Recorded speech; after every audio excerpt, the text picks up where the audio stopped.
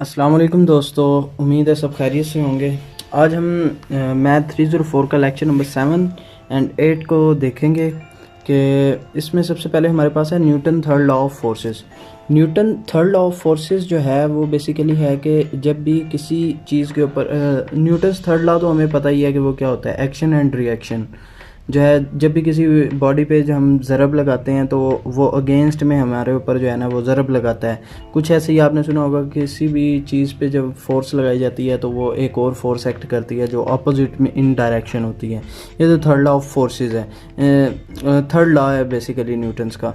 यही basically Newton का third law of forces के बारे में है कि जब भी हम किसी बॉडी के ऊपर फोर्स लगाते हैं तो वो इक्वल लेकिन अपोजिट पेयर्स के अंदर होती है।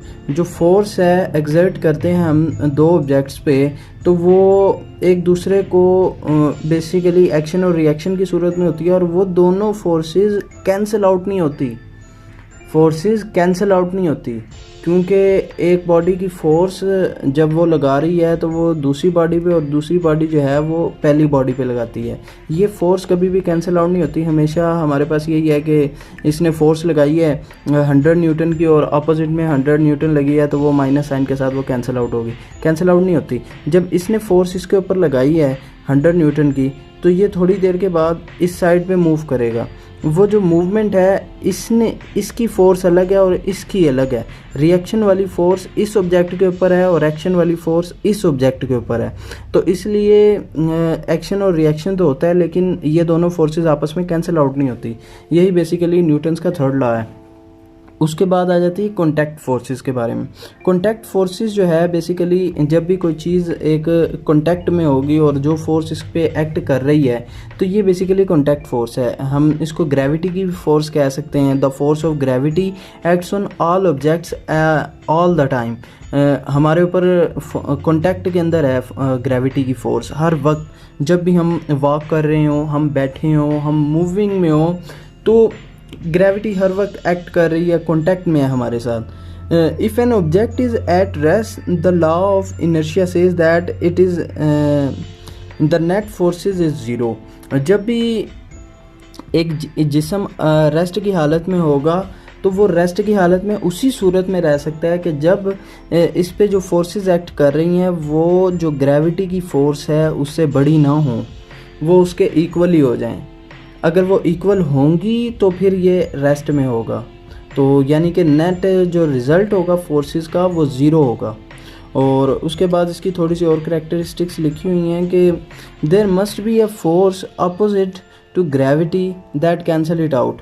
एक फ़ोर्स होती है जो कि इसका मैस है, वो बेसिकली वेट की वजह से एक फ़ोर्स एक्ट कर रही है जो डाउनवर्ड एक्ट कर रही है और नीचे से इसको कुछ फोर्स जो है वो खींच रही है।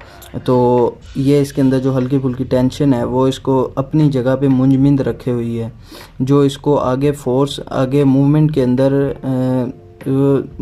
के अंदर जो है वो इसको कारामा साबित नहीं हो रही। और ये दोनों फोर्सेस जो हैं वो इक्वल हैं।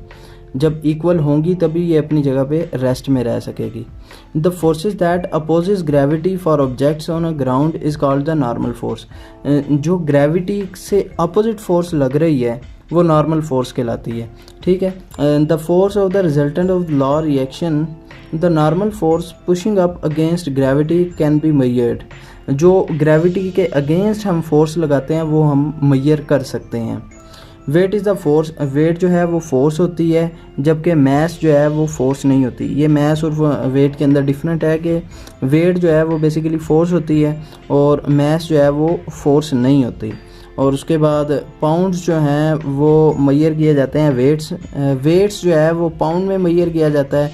So not mess. मैस जो है वो मेजर नहीं किया जा सकता इसमें। उसके बाद हमारे पास है force on a slope. Tension force basically होती है कि ये हमारे पास एक स्ट्रिंग है। ये स्ट्रिंग के ज़रिए ये ऑब्जेक्ट जो डाउनवर्ड है, ये वाला ऑब्जेक्ट जो है, ये कोई मैस जो है 5 kg 10 kg ये इस स्ट्रिंग के साथ जो है ना कनेक्ट है।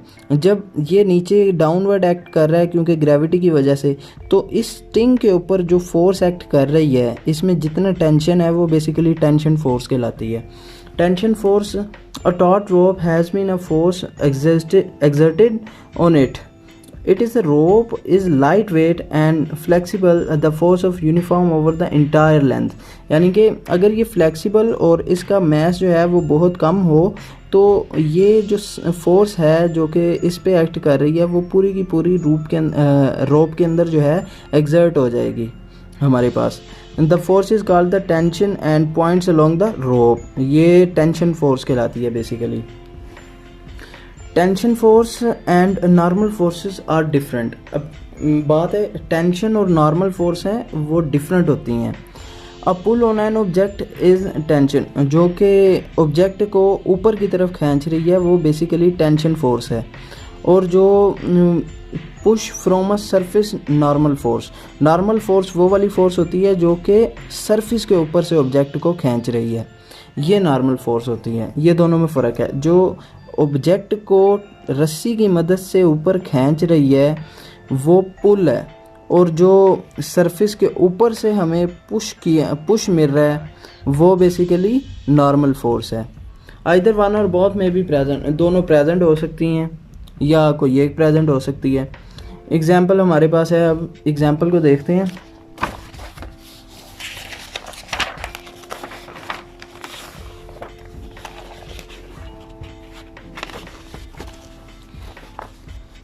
एग्जाम्पल हमारे पास है,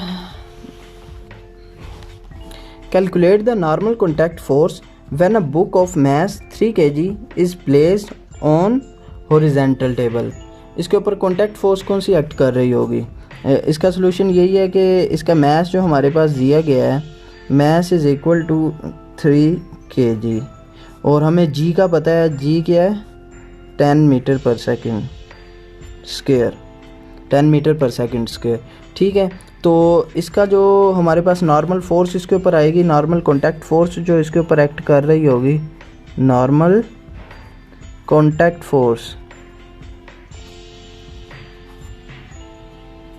जो इस पे एक्ट कर रही होगी वो बेसिकली वेट है, मास इनटू ग्रेविटेशन.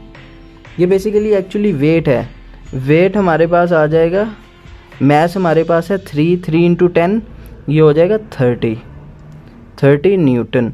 यही बेसिकली नॉर्मल फोर्स है जो कि एक्ट कर रही है. ये सिंपल सी एग्जांपल है, हमने वेट वाले क्वेश्चंस प्रीवियसली पढ़े होंगे, तो बेसिकली यही क्वेश्चंस जो हैं ये कॉन्टैक्ट फोर्सेस से रिलेट करते हैं. ये हमारे पास यहाँ पे सोल्व भी किया हुआ है. उसके बाद एक और एग्जांपल हमारे पास है कि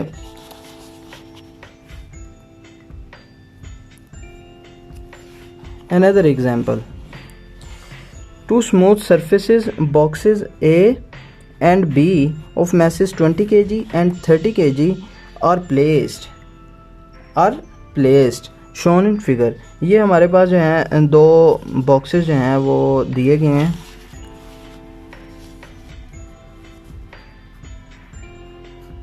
ये है 20 kg का और डाउन वाला है,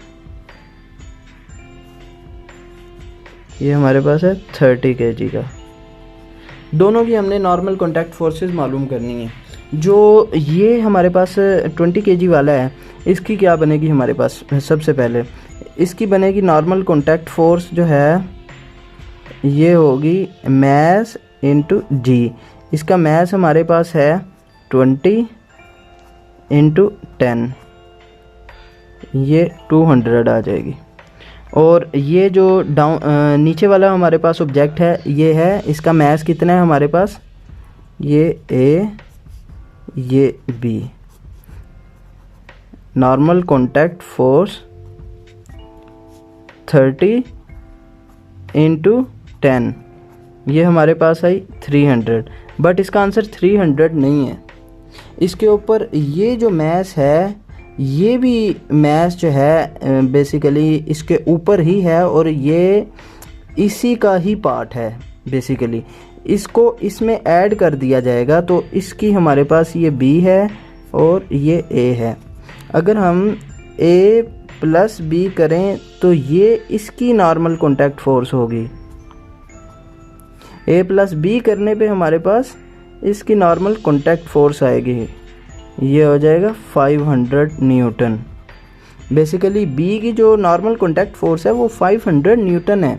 वो क्यों है? क्योंकि एक ऑब्जेक्ट अब ये देखें हमारे पास ये पड़ा है एक 30 kg वाला और 20 kg वाला इसके ऊपर है। इसको तो वेट जो मिल रहा है वो ये वाला भी मिल रहा है ना, ऐड हो रहा है, चाहे उसके साथ हिंज हो जाए या उसके ऊपर पड़ा हो। तो इसलिए ये ओवरऑल जो है ये बी का है, यानी कि ये 50 kg जो है ये बी का है। इसलिए ये नॉर्मल कॉन्टैक्ट फोर्स जो है ये एडअप है बेसिकली इसका।